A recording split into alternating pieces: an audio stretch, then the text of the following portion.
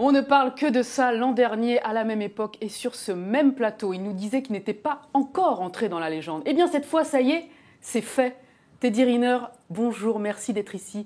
8e titre de champion du monde, un record absolu. Quand on vous dit que vous êtes entré dans la légende, ça y est, vous en êtes convaincu finalement? Convaincu, peut-être pas. Je pense que je serai définitivement entré dans la légende lorsque j'aurai encore bien plus de médailles mondiales et olympiques. Pour l'instant, ouais, c'est un bon début. C'est un bon début, mais il ne faut pas s'arrêter à ça. On a l'impression que vous avez du mal quand même à l'affirmer malgré votre parcours, malgré votre carrière.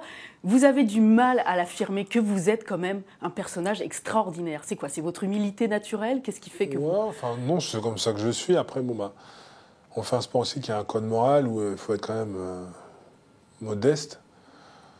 Je suis content de ce que je fais, mais voilà, il y a un temps pour tout. J'aurai le temps de le fêter avec ma famille, mes amis. Puis de toute façon, je suis encore dans l'actualité. Je pense que je réaliserai bien plus tard. Quand vous serez plus vieux? Quand je serai un papy. En attendant, vous êtes...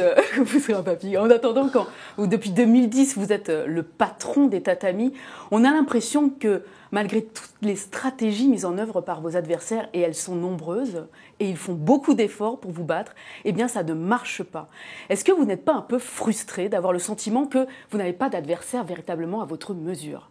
Non, aucune frustration. Les adversaires, ils sont là. C'est simplement que je ne me décourage pas, je ne me déconcentre pas et je sais ce que je veux.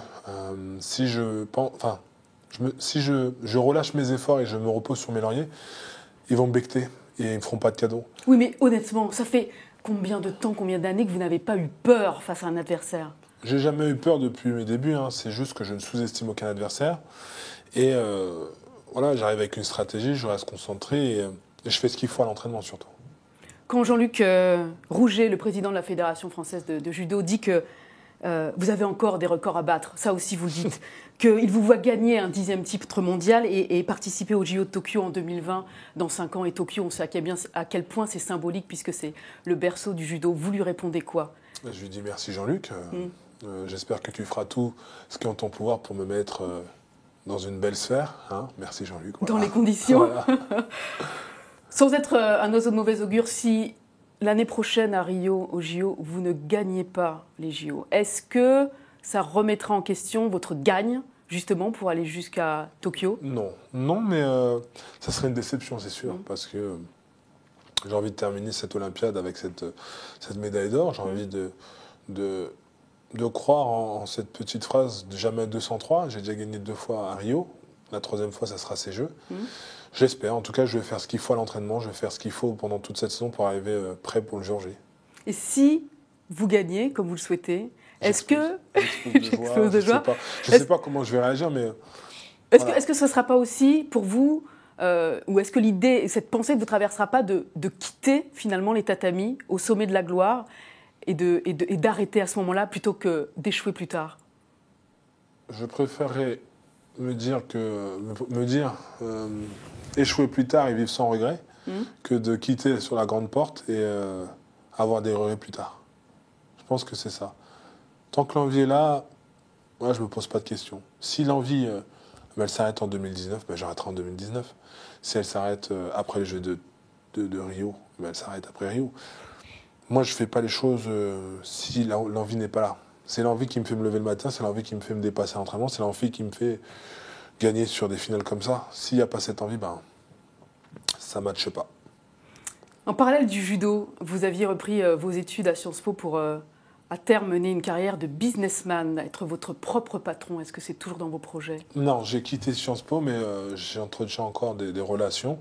Je continue à avoir des cours, mais je ne suis plus dans le cursus. À côté, je fais des cours d'anglais et des cours de management parce que ça me plaît et puis parce que j'ai envie de faire des choses que j'aime. J'ai envie de me préparer à mon après-carrière. Mais vous voulez être businessman, comme vous le dites? Ouais, un bel homme d'affaires, oui. Mais dans quel secteur, par exemple? Le commerce. J'aime bien le commerce, oui. Donc vous qui avez été ultra visible ces dernières années, si un jour vous quittez les tatamis et que vous vous mettez... J'ai pas de voie définie pour l'instant, mais ouais, j'aime bien le commerce, ouais. Mais dans l'ombre. Ça challenge. Vous serez dans l'ombre, vous ne serez pas au service de ceux qui vous ont porté. Si on me demande de rendre service sur des choses comme le sport ou le caritatif, bien sûr, je serai là. Parce que de toute façon, ça me tient à cœur.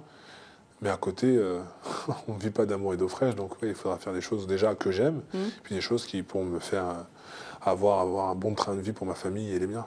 Peut-être que d'ici là, quand vous quitterez encore une fois le judo, vous aurez peut-être changé d'avis, peut-être que vous vous lancerez dans la fonction présidentielle, être chef de l'État. C'est quelque chose qui a l'air de vous tenir à cœur, puisque sur iTélé, vous avez déclaré juste ce matin que si vous voulez, vous pouvez. C'est que quelque part, vous y pensez un petit peu, non? Non. C'est des boutades tout ça.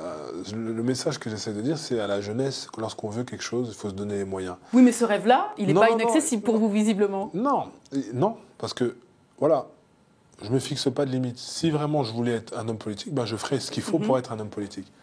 Mais ce n'est pas mon cas, non. Mais ce n'est pas quelque chose que vous mettez de côté, quand même. Si Sans parler de présidentielle, si, mais en tout cas de parcours politique. Non, je ne pense pas du tout à ça. Ça ne me tente pas, la politique. Je laisse la politique à ceux qui savent faire la politique. Moi, je suis sportif et j'essaie de le faire bien. Eh ben, vous le faites très bien. Encore bravo pour votre 8e titre de champion du monde que vous venez de remporter au Kazakhstan. Merci d'être venu au Figaro. Merci à vous. À bientôt. On se retrouve l'année prochaine. J'espère, je bois.